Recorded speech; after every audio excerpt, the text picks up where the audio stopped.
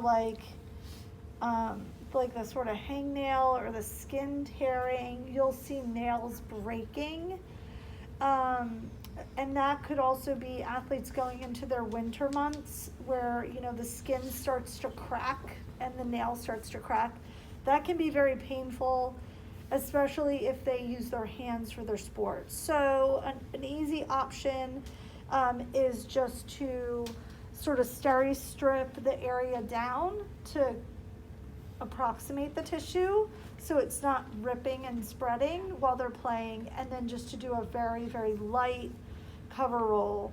You will need to spray, especially if they're going into play, but this is just a nice way. It's also a nice tape for healing, because it's a much better than a Band-Aid.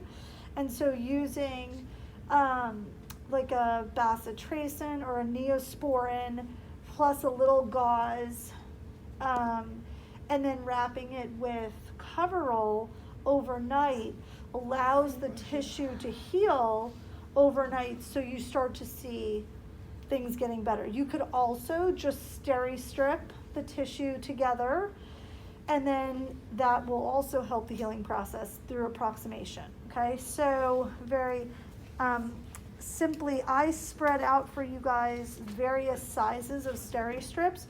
So if you want to use only half of the strip, just cut it right up the middle. Okay, so some of you have long ones, some of you have short ones because they've already been cut, and some have some fresh ones that are coming right out of the box. So what we'll do here is just, let's just assume there's kind of like an issue right here, either along the nail bed. If it's the nail itself that has cracked, you would go right over the nail and try to approximate the tissue, okay?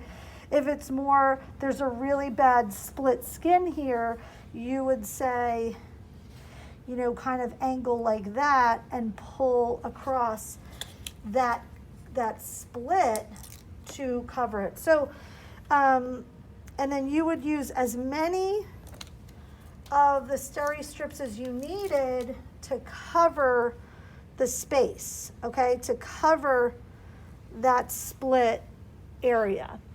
Now, steri-strips are really good also for the face, for any real cuts that you think that could be needing that tissue approximation for healing, right? We also have Dermabond. There's a lot of products now on the market that are like the glue that you could put on your wounds. You could have a couple of those in your kit as well to help really close up and seal a wound. Just be careful with those that when you do put them on, you have to use a non-adherent gauze. You understand why probably, right? You will start to get gauze pieces that will stick into the tissue. I know this because I did it to myself. Okay, so be very careful that's why we like to have the Tefla non-adherent pads for open wounds and other wounds like you've seen with closed blisters and things like that. They can handle the gauze as I've showed it to you. Okay, so open wounds are a little different. We really should reach for more of the non-adherent, or you're dealing with a bigger mess than you had before. So once we've really patched up the area, that's really all we have to do, except we want to put a little coverage over it, okay, just to kind of layer it up. You would make sure this is where, like, using the Q-tip with the paint, like the painting technique of the spray, and just kind of, you would have already done that because you want those also to adhere down through their event, whatever they're going to go play. So you would have painted this and you would not spray directly into that open split skin, right? So this is where painting comes in really handy. Or you've often heard me talk about those little glue sticks, like the glow sticks. They break and then they're activated and they can come right out and you can paint it on. So what we would do here pretty simply is use two hats, so one this way and one this way, similar to what you did with the toe. and then you would take one strip, and I'm keeping it very pure to not cross his DIP.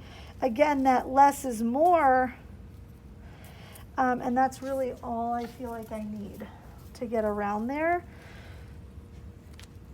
And that would be safe enough to go play in.